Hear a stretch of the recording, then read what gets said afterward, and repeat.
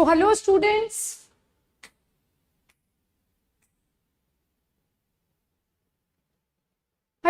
कैसे हैं आप सब? काफी लंबे समय के बाद अपन मिल रहे हैं, है ना? पर अब से जो अपनी क्लासेस हैं वो बिल्कुल रेगुलर पेस पे चलेंगी एंड फास्टर पेस पे चलेंगी। आपको सिलेबस की टेंशन करने की कोई जरूरत नहीं है बच्चों, वो पूरा टेंशन आप हम पे छोड़ दीजिए। सिलेबस हम जरूर जरूर जरूर कंप्लीट कराएंगे। आप सिलेबस का कोई भी स्ट्रेस प्लीज मत लीजिए बच्चों, ठीक है? अब अपन पढ़ाई करना स्टार्ट करते हैं।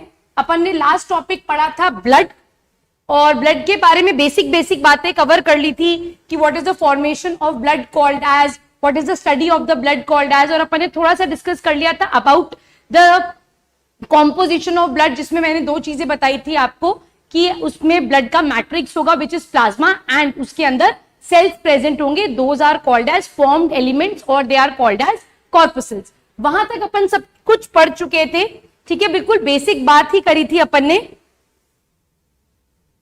ठीक है? तो अब स्टार्ट करते हैं अपन blood. Formation of the blood अपन ऑलरेडी डिस्कस कर चुके हैं, that it is called as haemopoiesis. Formation of the blood को अपन ने क्या कहा? हीमोपोएसिस कहा। अब एनएससी जेएस में क्वेश्चंस आपसे कैसे पूछे जाएंगे? क्वेश्चन आएगा, वेयर इज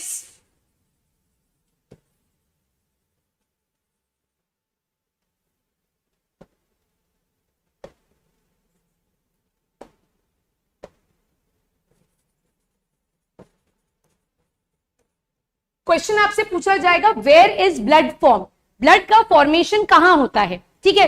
तो अब इसका आंसर ना थोड़ा सा वेरिएबल रहता है। कैसे? इसका आंसर देखें अपन, it is first formed in the embryo.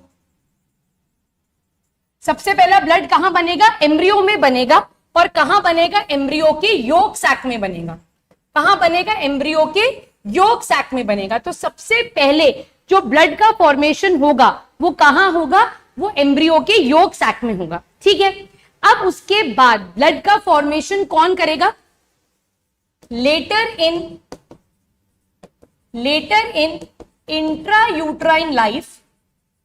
Intrauterine life मतलब life of the foetus, life of the baby inside the womb of the mother is called as the intrauterine life. So later in the intrauterine life, blood is formed by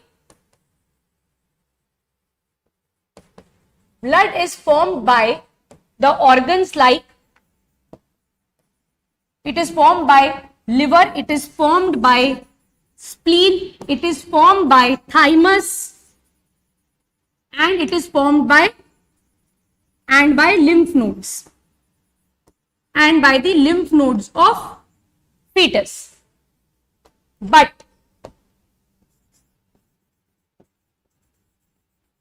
3 months prior to the birth of the child, 3 months prior to the birth of the child, ठीक है? बच्चे के जन्म से 3 महीने पहले, तो अपन बोल सकते हैं लास्ट ट्राइमेस्टर, 7th, 8th और 9th month, in last 3 months पे जो ब्लड है it is formed by the red bone marrow. Blood किससे बनेगा? ब्लड बनेगा रेड बोन मैरो से। And through out life blood किससे बनेगा? रेड बोन मैरो से ही बनेगा, ठीक है? तो ब्लड का फॉर्मेशन अलग अलग टाइम पर वेरिएबल है। सबसे पहले योक सैक से, फिर उसके बाद liver, spleen, thymus and lymph node से, और जन्म के 3 महीने पहले रेड बोन मैरो जो है वो ब्लड का फॉर्मेशन स्टार्ट करेगा, फॉर्म्ड एलिमेंट्स का फॉर्मेशन स्टार्ट कर देगा, ठीक है? ये अपन ऑलरेडी डिस्कस कर चुके हैं कि ब्लड एक फॉल्स कनेक्टिव टिश्यू है। दैट मीन्स उसका प्लाज्मा जो है वो उसके सेल्स नहीं बना रहे हैं, उसका प्लाज्मा कहां से आ रहा है? लिवर एंड लिम्फोइड ऑर्गन से आ रहा है। बट अगर मैं फॉर्म्ड एलिमेंट्स की बात करूं, फॉर्म्ड एलिमेंट्स का मतलब ब्लड के सेल्स के बारे में अगर अपन बात करेंगे तो ब्लड के सेल्स जो हैं वो कहां से आते हैं? रेड बोन मैरो से आते हैं। अब ये रेड बोन मैरो कहां प्रेजेंट होता है? हमारी लॉन्ग बोन्स जो होती हैं, ठीक है, हमारी लॉन्ग बोन्स जो होती हैं उसके सेंटर में खाली कैविटी है, ठीक है। तो अगर मैं अडल्ट्स की बात करूं, है ना, मतलब जब हम थोड़े से बड़े हो जाते हैं तब हमारा जो रेड बोन मैरो है वो सिर्फ बोन की टिप्स पर प्रेजेंट होता है, और सेंटर में क्या प्रेजेंट होता है, सेंटर में यहां पर येलो बोन मैरो प्रेजेंट होता है। सो यहां से this is our red bone marrow, this is our red bone marrow, और ये ही रेड बोन मैरो हमारे ब्लड सेल्स बनाने के लिए रिस्पॉन्सिबल है। ये कहां प्रेजेंट होता है, ये हमारी लॉन्ग बोन्स की टिप्स पर प्रेजेंट है, पेरिफेरल पार्ट पर प्रेजेंट है। सेंटर में क्या प्रेजेंट होता है, सेंटर में येलो बोन मैरो प्रेजेंट होता है, जो कि फैट के स्टोरेज के लिए रिस्पॉन्सिबल है, और ये वापस से हमारा क्या हो गया, रेड बोन मैरो हो गया। तो ये येलो बोन मैरो यहां पर प्रेजेंट है, ठीक। बट इनिशियली जब हम इनिशियल एज ऑफ लाइफ में होते हैं, जब हम छोटे बच्चे होते हैं, तो हमारी पूरी बोन के अंदर रेड बोन मैरो ही प्रेजेंट होता है। पर जैसे जैसे हमारी एज प्रोग्रेस करती चली जाती है, the central red bone marrow is replaced by the yellow bone marrow, और सेंटर में फिर येलो बोन मैरो है, और एजेस पर टिप्स पर क्या प्रेजेंट होगा, रेड बोन मैरो प्रेजेंट होगा। All those people who eat nonveg, है ना, जो नॉनवेज खाते हैं, वो मेरी बात से रिलेट करेंगे कि जब भी आप बोन का पीस खा रहे हो, सो जनरली क्या होता है, टिप वाले पार्ट को थोड़ा सा कट करके हम उसे सक करते हैं। तो सक करते हैं, तो what we are sucking this yellow bone marrow which is responsible for the storage of fat, ठीक है। तो अल्टीमेटली ब्लड का फॉर्मेशन कौन करेगा अडल्टहुड तक आते आते, तो वो कौन करेगा, रेड बोन मैरो करेगा। और रेड बोन मैरो कब से फंक्शनल हो जाता है, बर्थ के 3 महीने के पहले से रेड बोन मैरो फंक्शनल हो जाता है। और एक बार रेड बोन मैरो जब फॉर्म्ड एलिमेंट्स का ब्लड का फॉर्मेशन स्टार्ट कर देता है, तो हमारे पूरे जीवन काल में ये आरबीएम ही हमारे फॉर्म्ड एलिमेंट्स का फॉर्मेशन करेगा। क्या मेरी बात समझ में आ गई? अगर नहीं समझ में आई है तो कमेंट्स में लिखते चले जाना। लेक्चर प्रीमियर हो रहा है, बट यस, मैं आपके सारे डाउट्स रीड करूंगी और उन सबको आंसर भी करूंगी, ठीक है। Is this clear up till here? कोई डाउट तो नहीं है? यहां तक कोई डाउट है तो प्लीज आप मुझसे पूछ सकते हैं। चले आगे। Okay, now quickly we will revise here the composition of blood.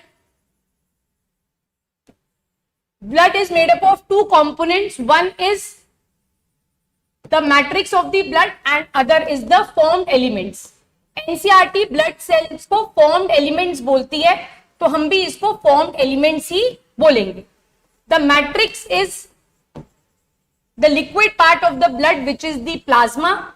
Formed elements में 3 चीजें आएंगी, ये अपन ऑलरेडी डिस्कस कर चुके हैं, RBC, WBC एंड प्लेटलेट्स, ठीक है। 55% of the blood is plasma and remaining 45% is the form elements, ठीक है। यहां तक क्लियर है? ये अपन ऑलरेडी पढ़ चुके थे, मैंने आपको रिवाइज करवा दिया।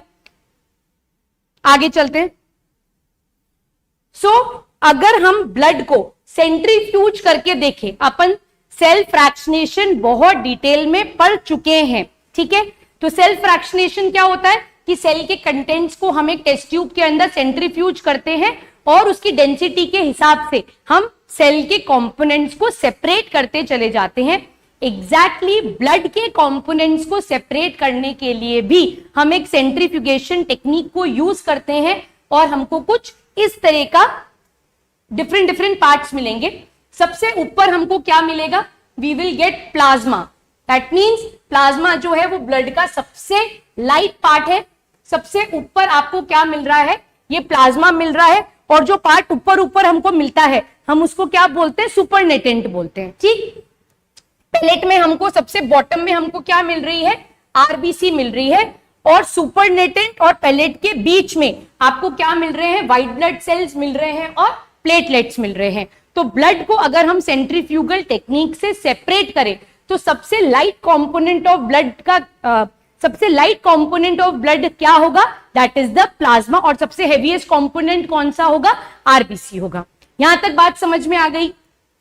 यहां तक कोई डाउट है? This is obtaining different components. This is obtaining different components of blood on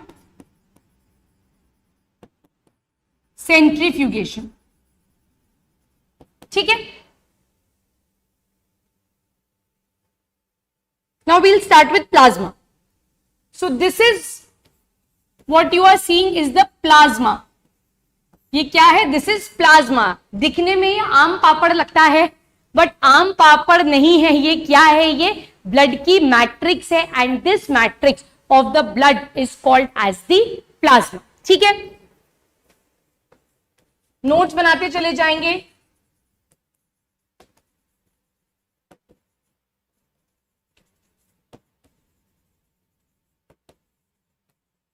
It is a liquid component of the blood. It forms the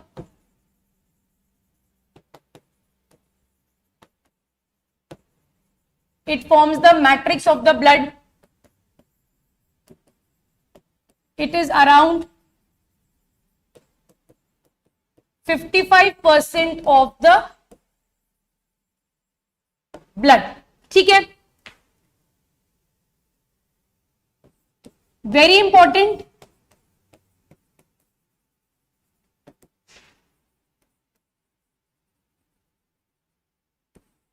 अगर हम प्लाज्मा की कॉम्पोजिशन के बारे में बात करें, ठीक है, if we talk of the composition of plasma, so around 91 to 92% of plasma is water.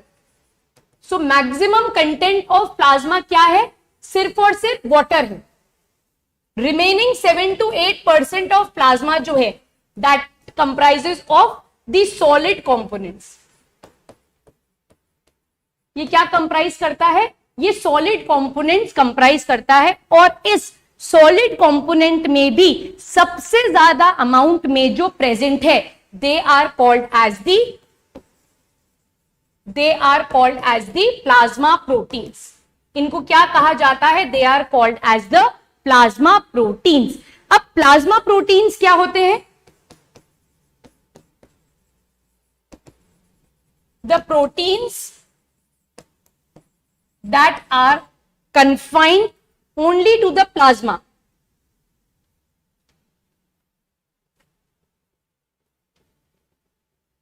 The proteins that are confined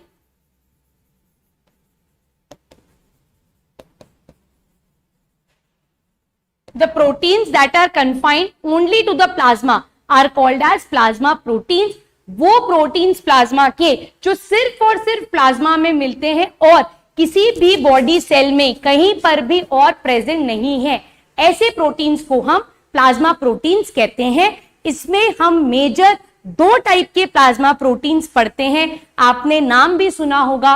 one is called as albumin and the other is called as globulin. तो इसको देखते हैं अब अपन.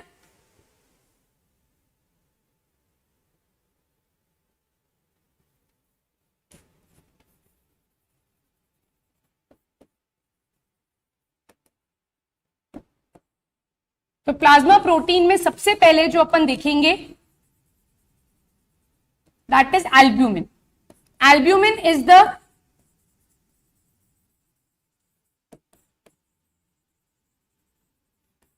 The smallest plasma protein. सबसे छोटा size में जो plasma protein है वो कौन है? वो एल्ब्यूमिन है. ठीक है, इट इज प्रेजेंट कितनी क्वांटिटी में प्रेजेंट है? 4%. दैट इज मैक्सिमम अमाउंट में यही प्लाज्मा प्रोटीन प्रेजेंट है. It is present in the maximum amount. सबसे छोटा है साइज में, पर सबसे ज्यादा प्रोटीन जो आपकी प्लाज्मा में प्रेजेंट है वो कौन सा है? वो एल्ब्यूमिन है. ठीक है, इसका फंक्शन क्या होगा? इसका फंक्शन ध्यान से समझना. It is responsible for maintaining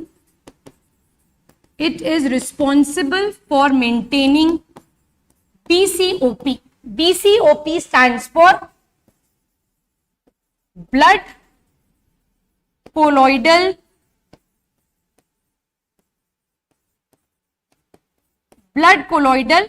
osmotic pressure. अब ये इतना भयंकर सा नाम क्या आ गया, ध्यान से देखो इधर। Suppose this is your blood vessel, ठीक है, सपोज ये आपकी एक ब्लड वेसल है। ध्यान से समझना यहां पर क्या हुआ। ये आपके बॉडी के सेल्स हैं,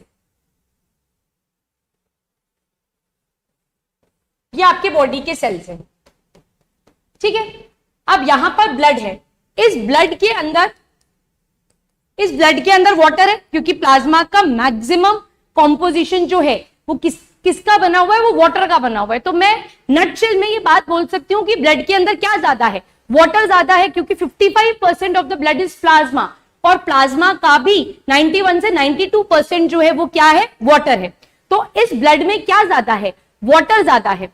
तो आपके ये जो सेल्स हैं ये ब्लड से क्या करेंगे, वाटर को खींचेंगे, ये वाटर को अपनी तरफ लेने की कोशिश करेंगे, क्योंकि ब्लड कैसा बिहेव करेगा, ब्लड एक हाइपोटोनिक सॉल्यूशन के जैसा बिहेव करेगा, और सेल्स क्या करेंगे, हायर कंसंट्रेशन से लोअर कंसंट्रेशन की तरफ वाटर को खींचेंगे, ठीक। अब अगर ऐसा हुआ तो हमारे ब्लड की जो वॉल्यूम है, अगर ऐसा हुआ कंटिन्यू होता रहा, तो हमारे ब्लड की जो वॉल्यूम है वो क्या हो जाएगी, वो बहुत हद तक ड्रॉप हो जाएगी, बहुत हद तक रिड्यूस हो जाएगी, ठीक। अब ब्लड की वॉल्यूम अगर रिड्यूस हो जाएगी तो ब्लड कैसे ट्रैवल करेगा, ब्लड ट्रैवल नहीं कर पाएगा, और हमारी पूरी बॉडी की फंक्शंस जो हैं वो डिस्टर्ब हो जाएंगे। इसीलिए इस ब्लड के अंदर जो एल्ब्यूमिन प्रेजेंट होता है, ये जो एल्ब्यूमिन प्रेजेंट है ये क्या करेगा, इट रेजिस्ट्स या ऑपोजेस और opposite the movement of water. ये क्या करेगा, ये क्योंकि ये एक सोल्यूट है, ध्यान से समझो बेटा, ब्लड के अंदर एल्ब्यूमिन एक सोल्यूट है, तो ये सोल्यूट क्या करेगा, वाटर के मूवमेंट को रोकेगा, क्योंकि वाटर का मूवमेंट किसके बेसिस पर डिपेंड करता है, वाटर का मूवमेंट डिपेंड करता है हाइपरटोनिक और हाइपोटोनिक एनवायरनमेंट के हिसाब से। तो जहां पर भी हाइपरटोनिक कंडीशंस होंगी, वाटर हमेशा वहां जाने की कोशिश करेगा। तो ये जो एल्ब्यूमिन है ये ब्लड के अंदर हाइपरटोनिक एनवायरनमेंट क्रिएट करता है और फ्लूइड के मूवमेंट को रोकता है, ताकि ब्लड का वॉल्यूम जो है वो मेंटेन रहे और वाटर का मूवमेंट थोड़ा सा कम हो जाए। ये सेम कंसेप्ट अपन अप्लाई करेंगे जब अपन ग्लोम्युलर फिल्ट्रेशन रेट को पढ़ेंगे किडनी के अंदर, वहां पर ये जो पूरा प्रिंसिपल है ये वहां पर अप्लाई करेंगे कि एक्चुअली में ये एल्ब्यूमिन, ग्लोब्यूलिन, ये जो प्रोटीन्स हैं ये क्या करते हैं, ये ब्लड के कोलॉइडल प्रेशर को मेंटेन करके रखते हैं, ठीक है, ताकि वाटर का जो मूवमेंट है वो एक लिमिट के बाद स्टॉप हो जाए। ये हमेशा वाटर के मूवमेंट को क्या करेंगे, रेजिस्ट करेंगे। क्या यहां तक मेरी बात समझ में आ गई है? अगर आती जा रही है तो प्लीज चैट बॉक्स में लाइट जलाते रहे, बत्तियां जलाते रहे। बहुत टाइम हो गया दिवाली मनाए हुए, तो प्लीज दीपक जला दिए जाएं।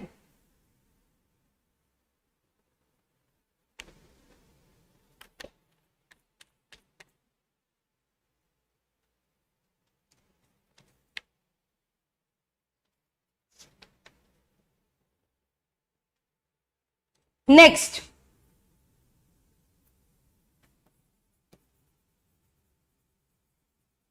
globulin. It is also a very important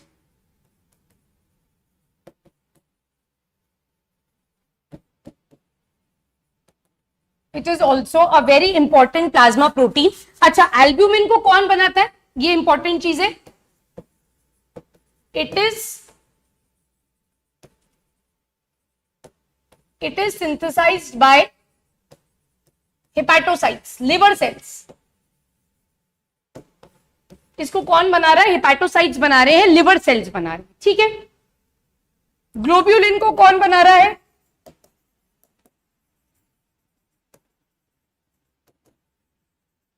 it is synthesised by hepatocytes and lymphoid organs.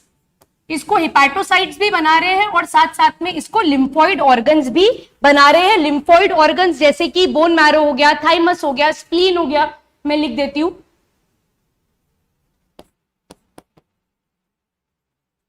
Thymus, spleen, bone marrow, lymph nodes,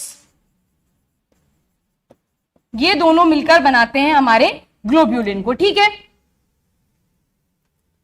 it is around 2 to 2.5%।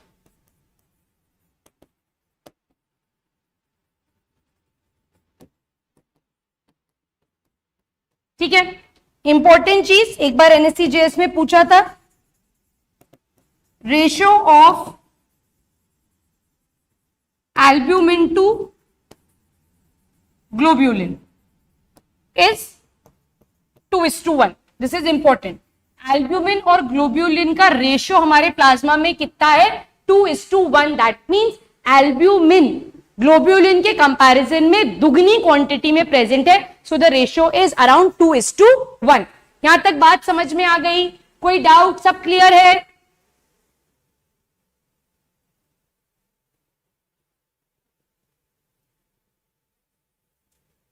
Now what is the function of globulin? यहां लिख देती हूं मैं, वहां पे RBC start हो गया।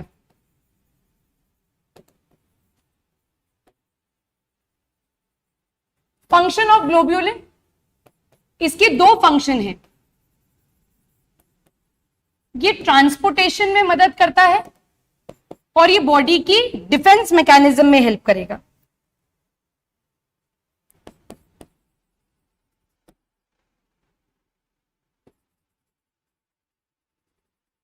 ठीक है, ये दो काम करेगा, या तो ये ट्रांसपोर्टेशन में मदद करेगा ये, या फिर ये हमारी बॉडी के डिफेंस मैकेनिज्म में मदद करेगा। ठीक है, अब 3 टाइप के ग्लोब्यूलिन्स प्रेजेंट है।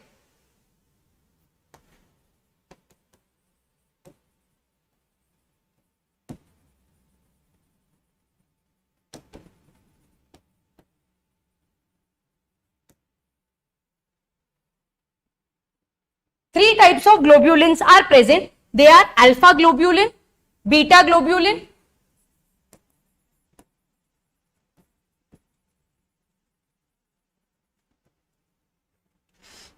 one second students, give me a second.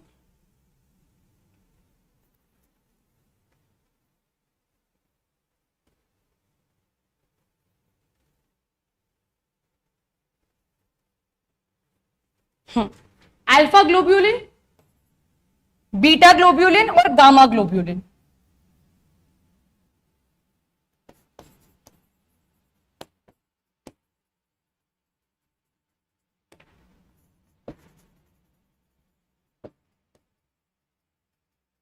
ठीक है, अब ये अल्फा और बीटा ग्लोब्यूलिन जो है ये बेसिकली ट्रांसपोर्टेशन के प्रोसेस में मदद करते हैं। ये बेसिकली किस में मदद करते हैं? ट्रांसपोर्टेशन के प्रोसेस में मदद करते हैं। जैसे एक कॉमन एग्जांपल है अल्फा ग्लोब्यूलिन का सेरियोप्लाज्मिन। ये किसका ट्रांसपोर्टेशन करता है? ये कॉपर के ट्रांसपोर्टेशन में मदद करता है। एक बीटा ग्लोब्यूलिन है ट्रांसफेरिन, ये किसके ट्रांसपोर्टेशन में मदद करता है? ये आयरन के ट्रांसपोर्टेशन में मदद करता है। ये जो गामा ग्लोब्यूलिन्स है ये रिस्पॉन्सिबल है हमारी बॉडी की इम्यूनिटी को स्ट्रेंथन करने के लिए, और ये क्या बनाते हैं? ये डिफरेंट टाइप की एंटीबॉडीज बनाते हैं जिनको हम इम्यूनोग्लोब्यूलिन्स कहते हैं। They help in the formation of immunoglobulins. ये किसकी फॉर्मेशन में मदद करते हैं? ये इम्यूनोग्लोब्यूलिन्स की फॉर्मेशन में मदद करते हैं। डिफरेंट टाइप ऑफ इम्यूनोग्लोब्यूलिन्स जो हमारी बॉडी के अंदर प्रेजेंट है, that is IgA, IgG, IgE, IgM, IgD, ऐसे डिफरेंट टाइप की इम्यूनोग्लोब्यूलिन्स हमारी बॉडी के अंदर प्रेजेंट हैं। यहां तक बात समझ में आ गई? सो बेसिकली अपन ने 2 टाइप के प्लाज्मा प्रोटीन्स को स्टडी किया। One is albumin and the other is globulin. दोनों 2:1 के रेशो में प्रेजेंट है। एल्ब्यूमिन सबसे ज्यादा क्वांटिटी में प्रेजेंट है, पर सबसे छोटा प्लाज्मा प्रोटीन है। उसका सबसे इंपॉर्टेंट रोल है, वो ब्लड के ऑस्मोटिक प्रेशर को मेंटेन कर रखता है। दैट मीन्स ये फ्लूइड के मूवमेंट को क्या करेगा, हमेशा रेजिस्ट करेगा, हमेशा अपोज करेगा। ग्लोब्यूलिन्स जो है, अच्छा एल्ब्यूमिन कंप्लीटली कौन बनाता है, हिपैटोसाइट्स बनाते हैं, लिवर सेल्स बनाते हैं। बट जो ग्लोब्यूलिन्स है उनको हिपैटोसाइट्स मतलब लिवर भी फॉर्म कर रहा है और साथ साथ में लिम्फॉइड ऑर्गन्स भी फॉर्म कर रहे हैं। इसका दो टाइप के फंक्शन है, it is either helping in the purpose of transportation, तो ट्रांसपोर्टेशन के लिए हमारे पास अल्फा ग्लोब्यूलिन है और हमारे पास बीटा ग्लोब्यूलिन है। अल्फा ग्लोब्यूलिन का एक एग्जांपल है सेरियोप्लाज्मिन, जो कि कॉपर का ट्रांसपोर्टेशन करेगा। बीटा ग्लोब्यूलिन में ट्रांसफेरिन है, जो कि आयरन के ट्रांसपोर्टेशन में मदद करेगा। इसके अलावा हमारे पास गामा ग्लोब्यूलिन्स प्रेजेंट है। ये गामा ग्लोब्यूलिन्स हमारे डिफेंस मैकेनिज्म को स्ट्रेंथन करते हैं and they are basically responsible for the production of various types of antibodies, immunoglobulins जिसको कहा जाता है, and the various types are IgA, IgG, IgE, IgM, IgD। इन सबके बारे में अपन डिटेल में पढ़ेंगे when we'll talk of the chapter diseases या माइक्रो ऑर्गेनिजम्स। इन सब चैप्टर को अपन क्लब कर पढ़ेंगे, वहां पर इनके बारे में अपन डिटेल में बात करेंगे। ठीक, अब यहीं पर साइड में नोट लगाकर लिखेंगे, इसके अलावा प्लाज्मा के अंदर फिब्रिनोजन प्रेजेंट है। It is also a protein, it is also a protein, it is the largest plasma protein, it is the largest plasma protein and it basically helps in the process of clotting। ये clotting के process में मदद करेगा। इन सबके अलावा plasma के अंदर बहुत सारे मिनरल्स प्रेजेंट है, जैसे कि सोडियम, पोटेशियम, बाइकार्बोनेट, क्लोराइड। ये सारी चीजें अब आपको मालूम है क्योंकि आप ब्रीदिंग वाला चैप्टर पढ़ चुके हो, तो आपको 100% मालूम है कि प्लाज्मा के अंदर बाइकार्बोनेट भी प्रेजेंट होंगे और प्लाज्मा के अंदर क्लोराइड भी प्रेजेंट होगा, ये अब आपको मालूम है। तो प्लाज्मा के अंदर बहुत सारे मिनरल्स प्रेजेंट है, बहुत सारे आयंस प्रेजेंट है, जो कि प्लाज्मा के थ्रू एक जगह से दूसरी जगह पर ट्रांसपोर्ट होते हैं। इनके अलावा प्लाज्मा के अंदर हॉर्मोन्स प्रेजेंट होंगे, न्यूट्रिएंट्स प्रेजेंट होंगे, रेस्पिरेटरी गैसेस प्रेजेंट होंगी, एक्सक्रीटरी वेस्ट प्रेजेंट होगा। So this is all about plasma in detail. आप देख लो, अगर कोई भी डाउट है तो आप मेरे से पूछ लेना, मैं यहां लिख देती हूं ताकि नोट्स बन जाए। Other constituents of plasma includes ions like sodium, potassium, bicarbonate,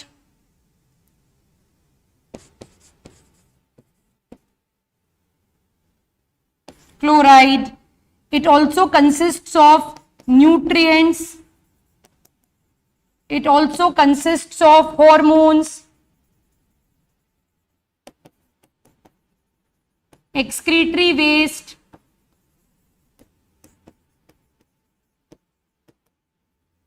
respiratory gases. अच्छा, अब अगर यहां रेस्पिरेटरी गैसेस में लिख रही हूं तो जल्दी से मुझे बताओ कितना प्रोपोर्शनेट कार्बन डाइऑक्साइड का और कितना प्रोपोर्शनेट ऑक्सीजन का ट्रांसपोर्ट होता है with the help of plasma. सोच के आंसर दो, बहुत ट्रिकी क्वेश्चन है। कितना परसेंटेज ऑफ कार्बन डाइऑक्साइड और कितना परसेंटेज ऑफ ऑक्सीजन ट्रांसपोर्ट होता है प्लाज्मा की मदद से? कॉपी कर लीजिए, मैं 1 मिनट का समय दे रही हूं आपको।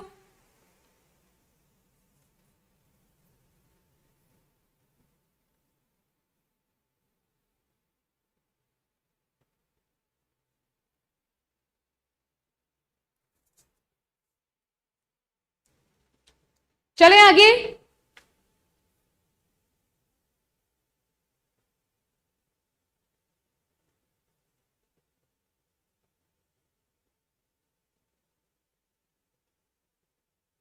Okay, next we'll talk of RBC, also called as erythrocytes. अच्छा, एक बार पहले चेक कर ले, स्लाइड्स भी कितनी है अपने पास?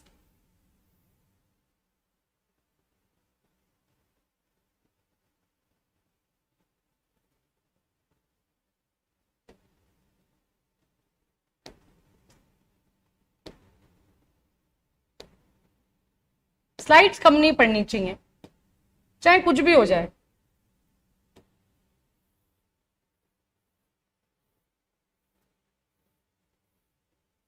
ठीक, चलो। ऑल्सो कॉल्ड एज इरिथ्रोसाइट्स, ठीक है।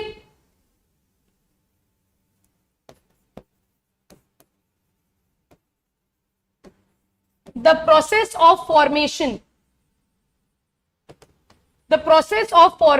of RBC is called as erythropoiesis। Site की अगर मैं बात करूं तो अडल्ट में अगर मैं बात करूंगी तो ये कहां से बनेंगे? ये रेड बोन मैरो से बनेंगे। Now what is special about RBC? What is so special about RBC? It is a cell, it is a cell which is devoid of nucleus and all cell organelles। इसके पास क्या नहीं है? इसके पास कुछ भी नहीं है। It is a cell which is devoid of nucleus, इसीलिए ये कैसा है? ये एकैरियोटिक सेल है, प्लस इसके पास कोई भी सेल ऑर्गेनेल प्रेजेंट नहीं है। All it consists of is cytoplasm. It consists of cytoplasm, and उस साइटोप्लाज्म के अंदर क्या प्रेजेंट है? एक प्रोटीन प्रेजेंट है जिसका नाम है हीमोग्लोबिन। इसके पास साइटोप्लाज्म है और इसके पास एक कॉन्जुगेट प्रोटीन प्रेजेंट है, उस प्रोटीन का नाम है हीमोग्लोबिन। ठीक है, यहां तक बात समझ में आ गई? Now the membrane of RBC,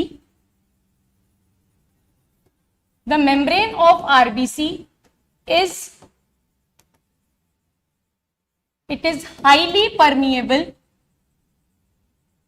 highly permeable, to chloride and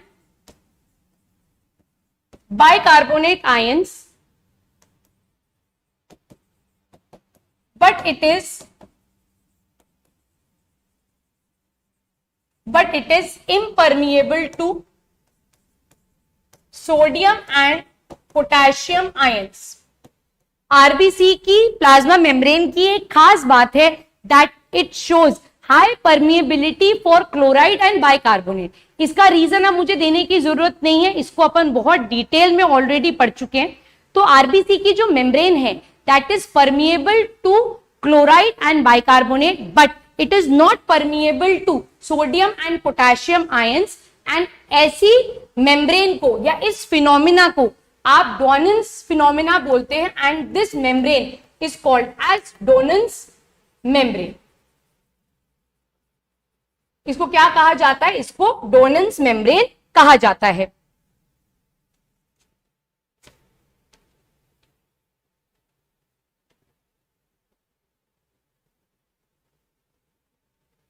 ठीक है, यहां तक कोई डाउट नहीं है। Now what is the shape of RBC? ठीक है, शेप आप देख सकते हो यहां पर क्लियरली विजिबल है। The shape is what? It is biconcave और discoidal in shape. Shape is biconcave और discoidal. This shape enables the RBC to move in minute blood vessels। पतली पतली ब्लड वेसल्स के अंदर एंट्री और एग्जिट करने में ये बाइकॉन्केव शेप जो है ये आरबीसी को बहुत मदद करती है, क्योंकि इस शेप की वजह से और इसका जो साइटोप्लाज्म है, क्योंकि इसके पास सिर्फ साइटोप्लाज्म है, इसके पास कोई वेल डिफाइंड स्ट्रक्चरल फ्रेमवर्क नहीं है, तो इसके साइटोप्लाज्म को स्पॉन्जी साइटोप्लाज्म कहा जाता है, और जिसकी वजह से ये स्क्वीज हो जाती है किसी भी माइन्यूट ब्लड वेसल के अंदर। ठीक है,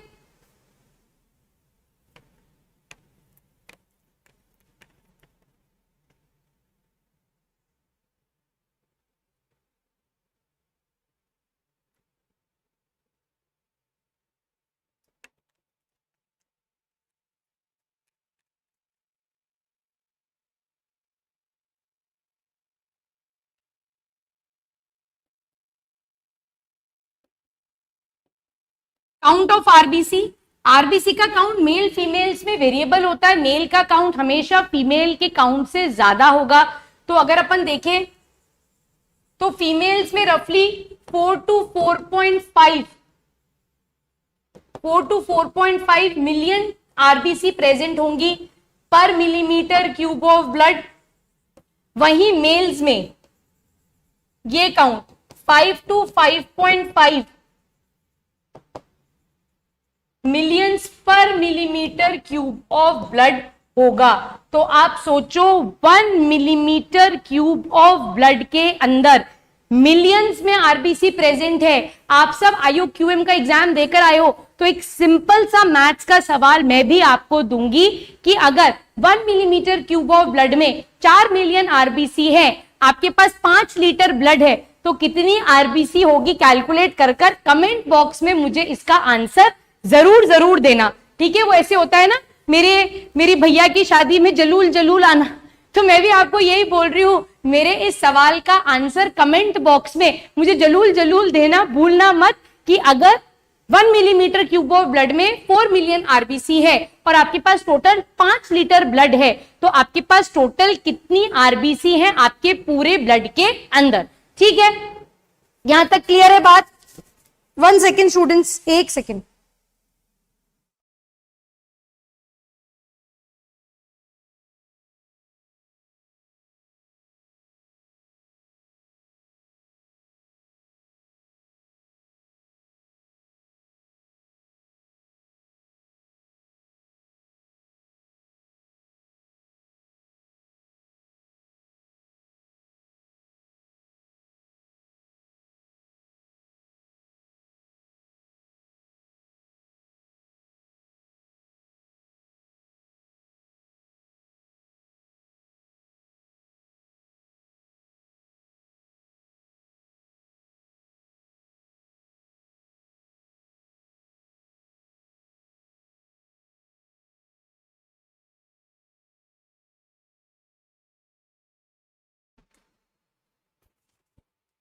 ठीक, यहां तक कोई डाउट नहीं है? चलो, okay, now RBC has a protein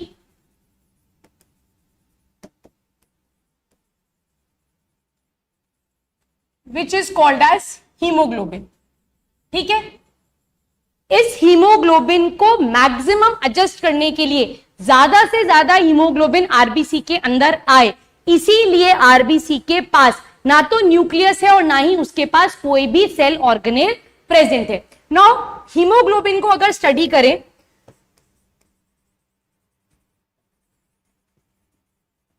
so haemoglobin 2 चीजों से मिलकर बना है, haem plus globin. Heme consists of iron as well as a ring which is called as the porphyrin ring, whereas this globin is made up of polypeptide chain। Basically ये ही है आपका protein part. Haem के अंदर क्या है? Iron और porphyrin है, इसीलिए हीमोग्लोबिन को क्या बोला जाता है? Haemoglobin is called as a conjugate protein. Conjugate protein का मतलब किसी प्रोटीन के साथ कोई दूसरा ग्रुप भी अटैच्ड है। तो यहां पर ग्लोबिन जो है वो प्रोटीन है and it is made up of polypeptide chain, और इस ग्लोबिन के साथ एक रिंग स्ट्रक्चर अटैच्ड है। That ring structure is called as porphyrin ring. और यहां पर क्या प्रेजेंट है? यहां पर आयरन प्रेजेंट है, और यही आयरन आपके ऑक्सीजन के साथ बाइंड कर कर ऑक्सीजन के ट्रांसपोर्टेशन में मदद करता है। क्या यहां तक बात समझ में आ गई? सब कुछ क्लियर है? कोई डाउट तो नहीं है? अब हीम जो है वो हीमोग्लोबिन का 5% पार्ट बनाता है और ग्लोबिन जो है ये इसका 95% पार्ट बनाता है। क्लियर? यहां तक क्लियर? कोई डाउट? अच्छा, एक क्वेश्चन लिख रही हूं मैं, आंसर देना मुझे कमेंट बॉक्स में। रेस्पिरेशन का क्वेश्चन है, each haemoglobin carries dash molecules of oxygen. एक हीमोग्लोबिन कितने ऑक्सीजन मॉलिक्यूल को कैरी करेगा? कमेंट बॉक्स में आंसर दीजिएगा। ठीक है, चलो अब बात करते हैं ग्लोबिन की। Globin it consists of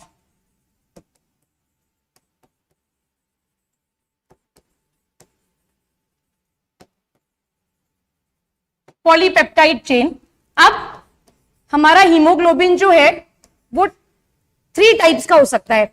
HbA1, it could be HbA2 and fetal.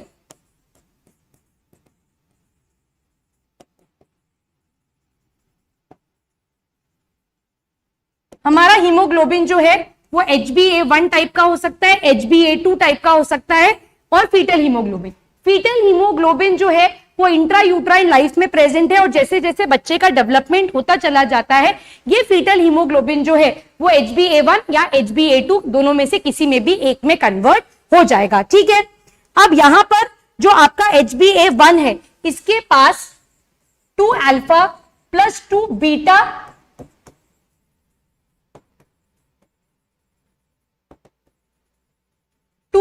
और 2 बीटा पॉलीपेप्टाइड चेन्स प्रेजेंट है। वेराज आपके HbA2 में आपके पास 2 अल्फा प्लस 2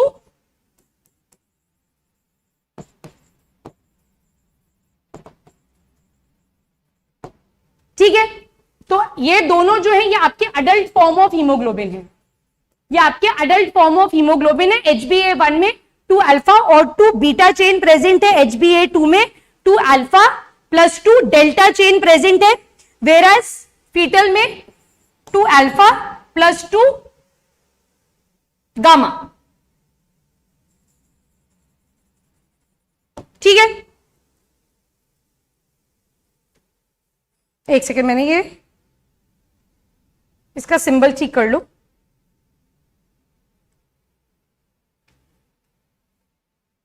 डेल्टा। ठीक है, डेल्टा ऐसे बनता है ना, दिस इज डेल्टा। ठीक है, तो 2 alpha plus 2 beta, 2 alpha plus 2 delta, 2 alpha plus 2 gamma. ठीक है, ये दोनों अडल्ट है और ये फीटस है। फीटल वाले में gamma would either change to either beta और it would change to delta. ठीक है, यहां तक कोई डाउट?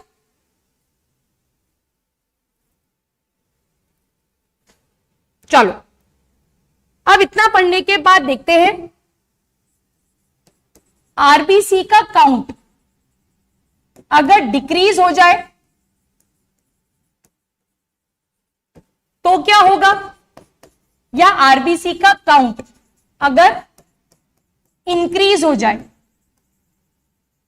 तो क्या होगा। आरबीसी का काउंट अगर डिक्रीज हो गया तो it results in a condition which is called as anaemia.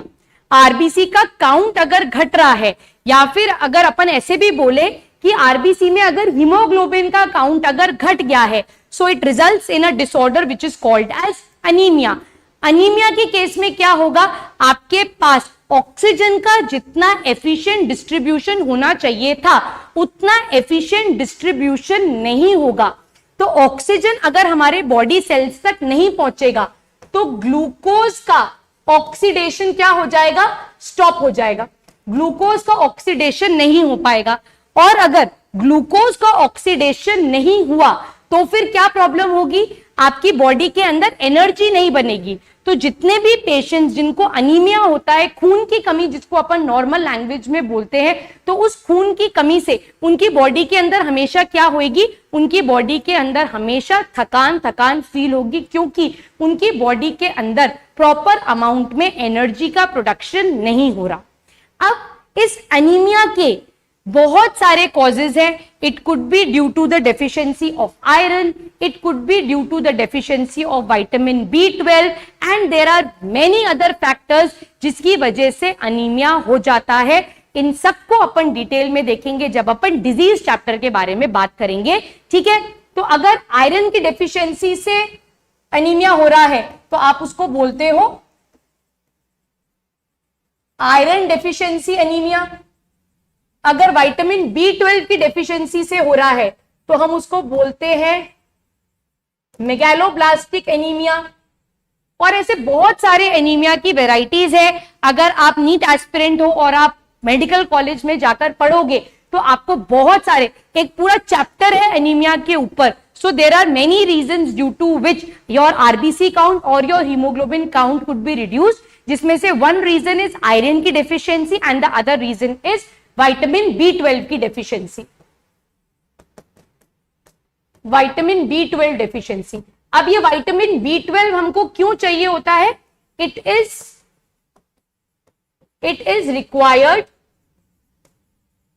Required for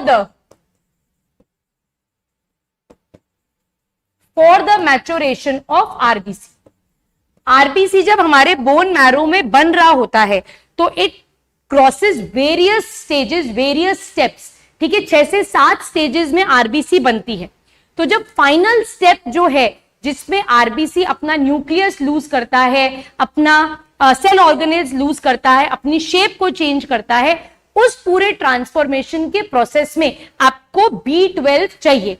अगर ये B12 उस वक्त ना बना तो हमारी आरबीसी कैसी होगी? हमारी आरबीसी प्रॉपर नहीं फॉर्म होगी, उसमें जितना हीमोग्लोबिन होना चाहिए था उतना हीमोग्लोबिन उसमें नहीं फिट इन हो पाएगा and that would ultimately result in anaemia, ठीक है।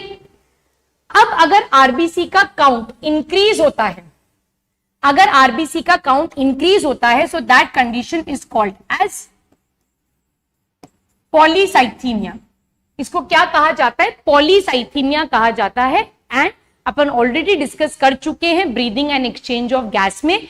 People living at higher altitude, जो लोग हायर ऑल्टीट्यूड पर रहते हैं वहां पर उन लोगों का आरबीसी काउंट नेचुरली हम लोगों से ज्यादा होता है। सो उनको क्या कंडीशन है? That condition is called as polycythaemia.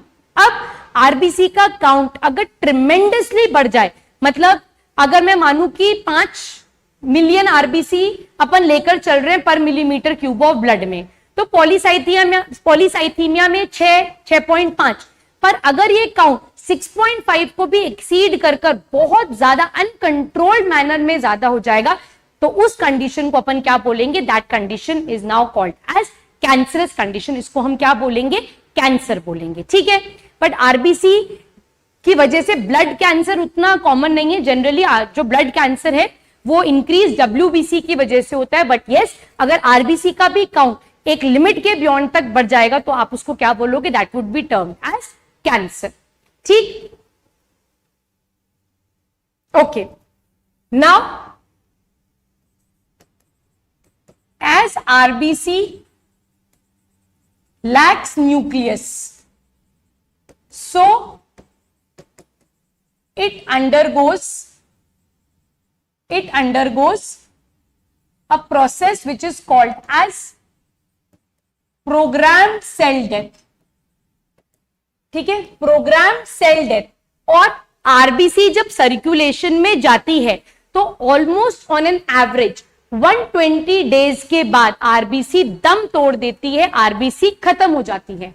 तो आरबीसी के पास क्या नहीं है बच्चों? इसके पास न्यूक्लियस नहीं है। So it undergoes program cell death and this program cell death in medical terms is called as apoptosis. इस प्रोसेस को क्या कहा जाता है? This is called as apoptosis.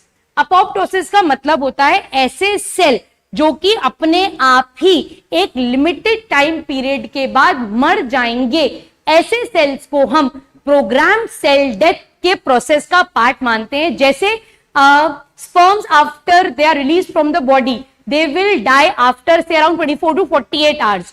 ओवा आफ्टर ओव्यूलेशन, जो फीमेल गेमीट है वो ओव्यूलेशन के बाद 48 आवर्स के अंदर अपना दम तोड़ देती है। कुछ WBC कुछ घंटों में ही खत्म हो जाते हैं, कुछ WBC 7 से 10 दिन बाद के खत्म हो जाते हैं। एग्जैक्टली वैसे ही RBC आफ्टर 120 डेज मर जाती है। It dies after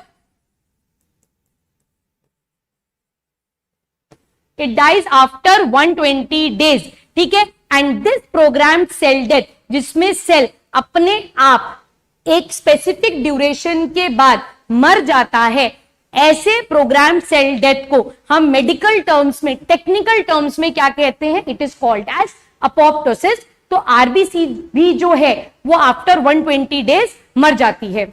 it dies या it is destroyed,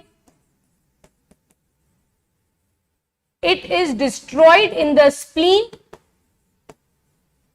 it is destroyed in the spleen, and therefore spleen is called as the graveyard of body. Spleen को क्या कहा जाता है? स्प्लीन को ग्रेवयार्ड ऑफ बॉडी नहीं, सॉरी, ग्रेवयार्ड ऑफ RBC कहा जाता है। It is called as the graveyard of RBC, क्योंकि यहां पर जाकर RBC मर जाती है। स्प्लीन के अंदर RBC की लाशों के ढेर पड़े रहते हैं, इसीलिए स्प्लीन को क्या कहा जाता है? It is called as the graveyard of RBC। यहां तक बात समझ में आ गई। अब यहां पर एक और कैच है, स्प्लीन ऑल्सो स्टोर्स ब्लड। ये 120 दिन बाद RBC जब स्प्लीन के अंदर जाती है तो स्प्लीन उसे डिस्ट्रॉय कर देता है। साथ साथ में स्प्लीन जो है वो ब्लड को अपने अंदर स्टोर करके भी रखता है, इसीलिए स्प्लीन को ब्लड बैंक ऑफ बॉडी भी कहा जाता है। It is also called as the blood bank of the body, ठीक। तो यहां पर RBC का पूरा पार्ट जो है वो खत्म होता है, और कुछ मेरे ख्याल से बचा नहीं है, ठीक। हीमोग्लोबिन पढ़ लिया अपन ने, सब हो गया, ठीक है। I think it is done. एक क्वेश्चन है, सोच के मुझे कमेंट बॉक्स में आंसर देना। RBC undergo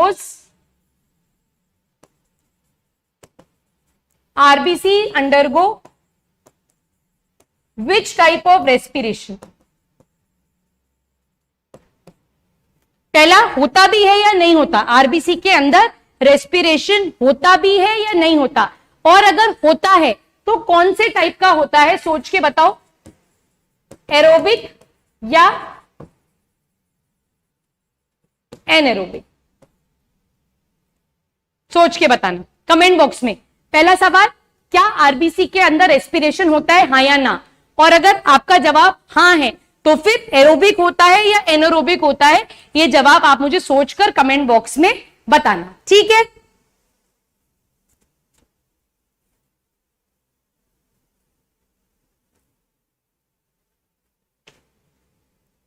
next, WBC, white blood cells, also called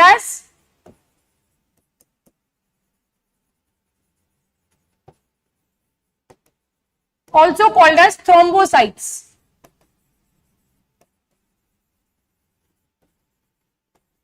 Also called as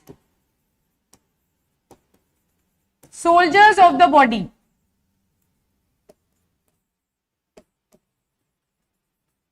count is 4000 से 11000।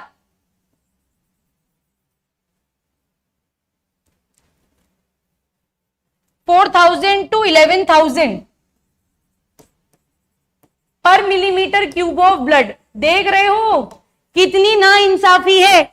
RBC 1 मिलीमीटर क्यूब में मिलियंस तक है, बट ये यहां पर कुछ थाउजेंड्स में ही प्रेजेंट है।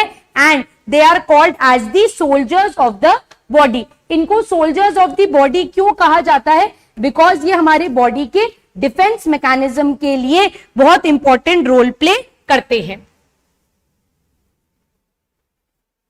1 सेकेंड स्टूडेंट्स, थ्रोम्बोसाइट्स नहीं कहते, I am so sorry, they are called as leucocytes, my bad, मुझे लगा मैंने प्लेटलेट स्टार्ट कर दिया, ठीक है। They are called as leucocyte. Leuco word का मतलब है व्हाइट और साइट वर्ड का मतलब है cell. They are called as soldiers of the body because they fight against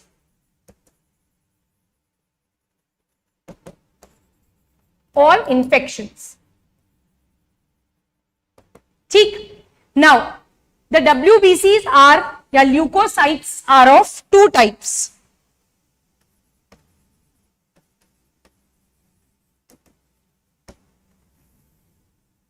ये जो ल्यूकोसाइट्स हैं ये 2 टाइप के हैं। One type is called as granulocyte and the other is called as agranulocyte. अब यहां पर वापस से वर्ड को स्प्लिट करो। साइट वर्ड का मतलब है सेल, ग्रैन्युलो वर्ड आया है ग्रैन्यूल से। सो WBC which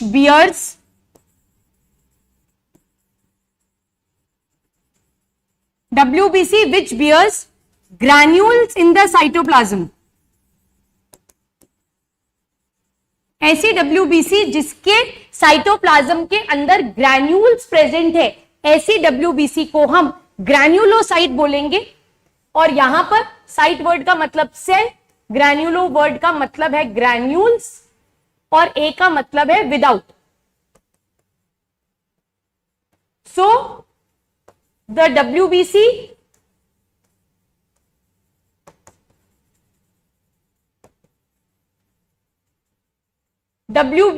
without granules are called as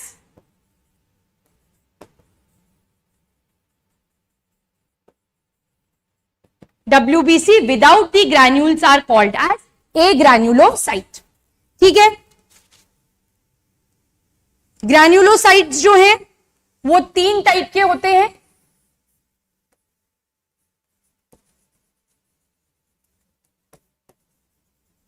neutrophil, basophil and eosinophil. Agranulocyte जो है ये 2 टाइप के हैं, monocyte and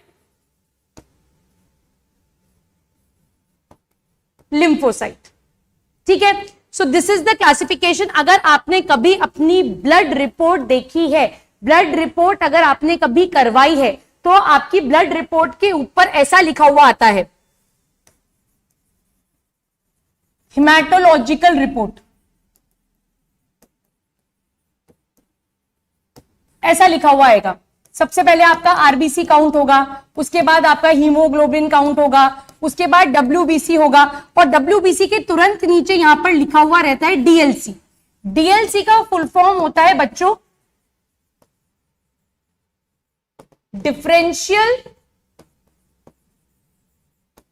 differential leucocyte count. ठीक है, कभी अगर गौर से रिपोर्ट को नहीं देखा है तो आज देखना, ब्लड रिपोर्ट आपको मिलेगी और नहीं मिलेगी तो इंटरनेट से निकाल के देख लेना किसी की भी blood report.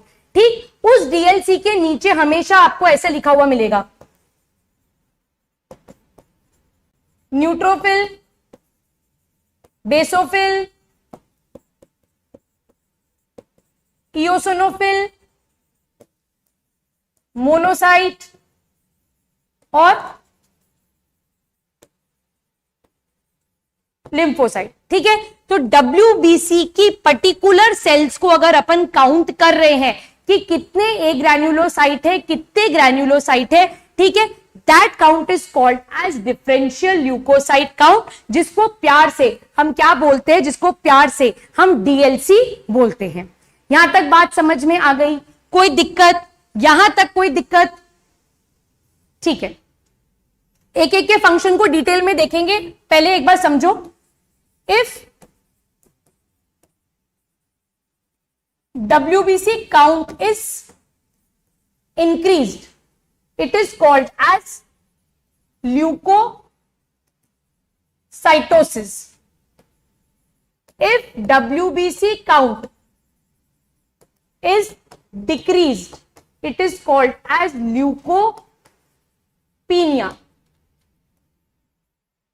If WBC count is increased massively, अगर बहुत ज्यादा WBC काउंट इंक्रीज हो जाता है, then it is called as leukaemia.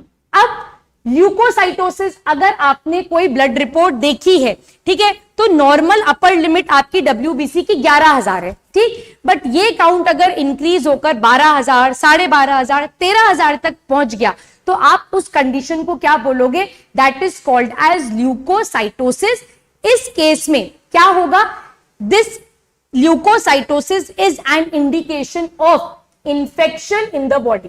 ये क्या सजेस्ट करेगा? ये आपकी बॉडी के अंदर एक इंफेक्शन को सजेस्ट करेगा। दैट मीन्स आपकी बॉडी के अंदर कोई पैथोजन, कोई माइक्रो ऑर्गेनिज्म एंटर करा हुआ है, और उस माइक्रो ऑर्गेनिज्म, उस पैथोजन से फाइट करने का काम कौन कर रहा है? WBC कर रहा है। इसीलिए WBC का काउंट जो है वो इंक्रीज हो गया है, and that is called as leukocytosis.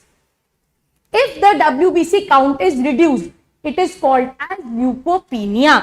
अगर किसी की बॉडी में WBC का काउंट घट गया, तो उसकी जो इम्यून पावर है, उसकी जो इम्यून पावर है वो क्या हो जाएगी? वो भी रिड्यूस हो जाएगी, and the person would be highly susceptible to infection. आप इसको कुछ ऐसे समझो कि अगर कोई भी देश अपने बॉर्डर से आर्मी को कम कर दे, तो that country would be vulnerable, कि दूसरा कंट्री उसे बहुत इजीली अटैक कर देगा, और वो देश हार भी जाएगा क्योंकि उसने अपनी आर्मी ही रिड्यूस कर दी। एग्जैक्टली WBC हमारे बॉडी के सोल्जर्स है। सोल्जर्स क्या कर रहे हैं? ये किसी भी माइक्रो ऑर्गेनिज्म या किसी भी इंफेक्शन से फाइट करने में मदद कर रहे हैं। यही सोल्जर्स का काउंट अगर रिड्यूस हो गया, अगर इन सोल्जर्स का काउंट रिड्यूस हो गया, तो क्या होगा? Our body would be highly susceptible to infection, और हम बहुत जल्दी जल्दी बीमार पड़ेंगे। एग्जैक्टली यही सिचुएशन होती है in patients who are suffering from HIV। जिनको HIV का इंफेक्शन होता है, उनका WBC काउंट जो है वो रिड्यूस हो जाता है, और उनकी रोग प्रतिरोधक क्षमता जो है, उनकी जो इम्यूनिटी पावर है, वो क्या हो जाती है? वो बहुत हद तक रिड्यूस हो जाती है। ठीक, अगर WBC का काउंट ट्रिमेंडसली इंक्रीज हो गया, so it results in a cancer which is called as leukaemia. So leukaemia क्या है? बेसिकली एक कैंसर है, ब्लड कैंसर है। ठीक है, यहां तक बात समझ में आ गई? Okay, now look at this chart. ठीक, इसमें आपको neutrophil, eosinophil, basophil, lymphocyte, monocyte, इन सबके फंक्शंस दे रखे हैं, राइट। मैंने जब आपको न्यूक्लियस पढ़ाया था, तब मैंने आपको बताया था दैट WBC का जो न्यूक्लियस होता है वो या तो मल्टी लोब्ड होता है या बाई लोब्ड होता है। ये मैंने आपको बताया था। किडनी शेप न्यूक्लियस भी मैंने आपको बताया था। सो न्यूट्रोफिल जो WBC है, उसका न्यूक्लियस कैसा है? मल्टी लोब्ड है। इसको लोब बहुत ज्यादा है, देखो, और इसके साइटोप्लाज्म के अंदर ऐसे न्यूट्रल ग्रैन्यूल्स प्रेजेंट होंगे। अगर मैं सारी WBC को कंपेयर करूं, तो न्यूट्रोफिल मैक्सिमम अमाउंट में प्रेजेंट है। सबसे ज्यादा न्यूट्रोफिल हमारे WBC को अगर मैं देखूं, तो WBC में सबसे ज्यादा सेल कौन सा है? न्यूट्रोफिल है। ठीक, अब न्यूट्रोफिल को हम generally micro policeman of the body बोलते हैं। इसको क्या बोलते हैं?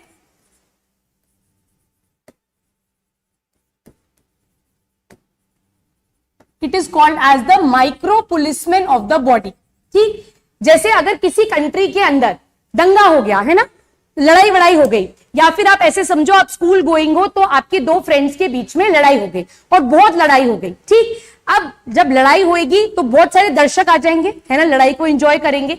बट कुछ रिस्पॉन्सिबल सीनियर बच्चे जिनके पास बैच लगे रहते हैं, जो ऐसे इतरा के टिकटॉक घूमते हैं कि हमारे पास बैच है, जिसमें कैप्टन्स होते हैं, वाइस कैप्टन्स हैं, हेड बॉय, हेड गर्ल और मॉनिटर्स, है ना, तो क्या हो जाते हैं, ये लोग आ जाते हैं और झगड़े को सॉल्व करने की कोशिश करते हैं। ये क्या करेंगे, चीजों को शांत करने की कोशिश करेंगे। तो इनको अपन क्या बोलेंगे, माइक्रो पुलिसमैन, कि भाई घर का मामला है, इंटरनल मैटर है, यहीं का यहीं सेटल करा देते हैं। तो एग्जैक्टली बॉडी के अंदर अगर कोई भी इंफेक्शन होता है, any type of micro organism entering into the body, हमारी बॉडी को कोई भी माइक्रो ऑर्गेनिज्म अगर इन्वेड करता है तो सबसे पहले उसको मारने के लिए कौन आते हैं, न्यूट्रोफिल्स आते हैं। Neutrophils are therefore called as micro policeman of the body, because इनका साइज कैसा होता है, थोड़ा छोटा होता है। और इनका मेन फंक्शन क्या है, इनका मेन फंक्शन है फैगोसिटिक। मेन काम क्या है इनका, फैगोसिटिक। ये क्या करेंगे, किसी भी फॉरेन ऑर्गेनिज्म को, किसी भी माइक्रो ऑर्गेनिज्म को खा जाने का काम करेंगे। तो एग्जैक्टली यहां पर भी यही लिखा हुआ है, बैक्टीरियल और फंगल इंफेक्शन में सबसे पहले काम करेंगे।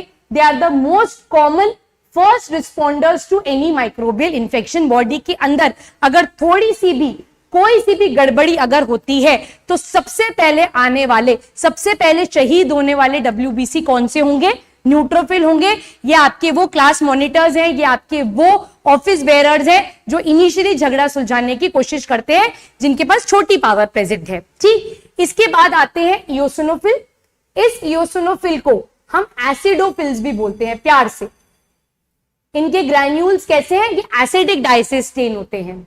न्यूक्लियस कैसा होता है, बाइलोब, दो ही लोब्स प्रेजेंट है, आप देख सकते हो, ये रही एक लोब और ये रही दूसरी लोब। ये अपन सेल चैप्टर में देख चुके हैं। और यहां पर इसके ग्रैन्यूल्स।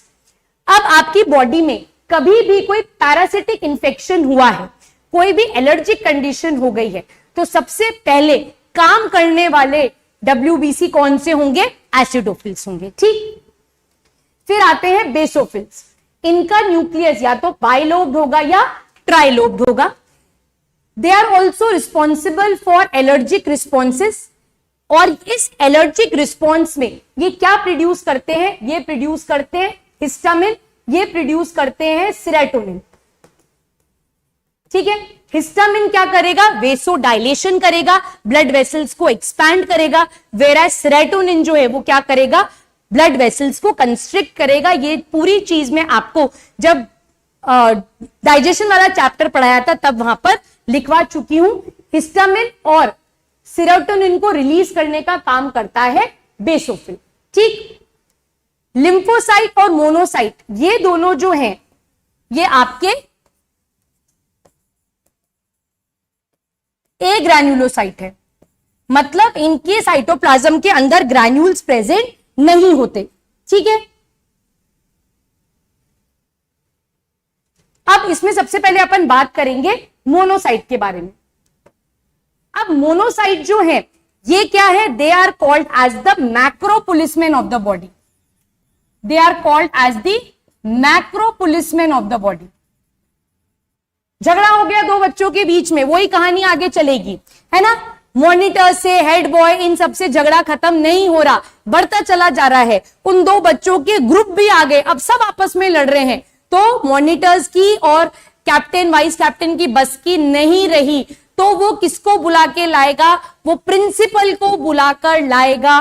तो मोनोसाइट एग्जैक्टली वो प्रिंसिपल है जो अब आकर सारे झगड़े को खत्म करेगा। तो मोनोसाइट जस्ट लाइक न्यूट्रोफिल्स क्या करते हैं, फैगोसाइटोसिस करते हैं। ये किसी भी पैथोजन या माइक्रो ऑर्गेनिज्म को खाते हैं और ये थोड़ा सा लेट आते हैं क्योंकि इनके पास पावर थोड़ी ज्यादा होती है। तो इनको लगता है कि जब तक मेरे रिप्रेजेंटेटिव्स काम कर रहे हैं तब तक काम चलने दो। तो अगर माइनर इंफेक्शन है तो न्यूट्रोफिल अपने ही लेवल पर निपटा देगा, बट अगर बहुत ज्यादा इंफेक्शन है, कंट्रोल नहीं हो रहा, तो मोनोसाइट एक्शन में आते हैं and now they are responsible for this phagocytic activity. इनका न्यूक्लियस जो है वो कैसा होता है किडनी शेप्ड होता है and it acquires the major portion of the cytoplasm. ठीक है, फिर लास्ट WBC जो अपन देखेंगे दैट इज लिम्फोसाइट। लिम्फोसाइट भी ए ग्रैन्युलोसाइट है। इसका न्यूक्लियस भी कैसा होता है, हॉर्स शू शेप्ड होता है, इसेंट्रिक होता है, मतलब सेंटर से दूर होता है, and it also occupies the major portion of the cytoplasm. अब ये जो लिम्फोसाइट्स हैं, it includes different types of cells, it includes B cells. ये बी सेल्स क्या प्रोड्यूस करते हैं, antibodies. Then it has killer T cells. अच्छा मैं यहां लिख देती हूं, लिम्फोसाइट्स में एक होते हैं बी सेल्स और एक होते हैं टी सेल्स। बी सेल्स क्या करते हैं, एंटीबॉडीज बनाते हैं।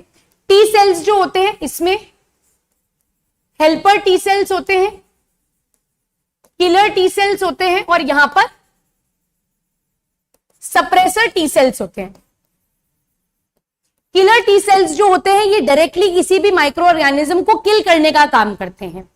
हेल्पर टी सेल्स जो होते हैं ये बी सेल्स को मदद करते हैं एंटीबॉडी प्रोडक्शन में, और जो सप्रेसर टी सेल्स होते हैं ये इन किलर टी सेल्स के एक्शन को क्या करते हैं, सप्रेस करते हैं, ये इनको रोकने की कोशिश करते हैं। तो ये काम होता है different type of T cells का, killer T cells, suppressor T cells and helper T cells. ठीक है, ये हेल्पर टी सेल्स हमारी एंटीबॉडी प्रोडक्शन में बहुत ज्यादा इंपॉर्टेंट रोल प्ले करते हैं।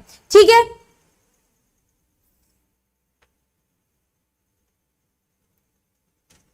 ओके अब अगर न्यूट्रोफिल का काउंट बढ़ गया सो इसको आप क्या बोलोगे, न्यूट्रोफिलिया। अगर न्यूट्रोफिल का काउंट डिक्रीज हो गया it is called as neutropenia. ऐसे ही इओसिनोफिल का काउंट बढ़ गया तो आप इसे क्या बोलोगे, इओसिनोफिलिया। अगर काउंट डिक्रीज हो गया तो इसे आप बोलोगे इओसिनोपीनिया। ऐसे कर कर फीलिया और पीनिया वर्ड लगाते जाओ तो इंक्रीज और डिक्रीज काउंट आपका बनता चला जाएगा। सो यहां पर हमारी WBC जो है वो खत्म होती है। Now we are left with platelets. तो प्लेटलेट्स में मैं सोच रही हूं कि आपको क्लॉटिंग मैकेनिज्म साथ के साथ ही कवर करा दूं, so that would be possible in the tomorrow's live class. So कल अपन लाइव मिलेंगे जिसमें अपन प्लेटलेट्स के बारे में बात करेंगे, और यहां तक के जितने भी आपको डाउट्स हैं उन सारे डाउट्स को अपन डिस्कस करेंगे। ठीक है स्टूडेंट्स, तो कल से रेगुलर अपन लाइव क्लास में मिलेंगे, वही 4 से 5:15 5:30 बजे तक। So all the best students, let's crack it.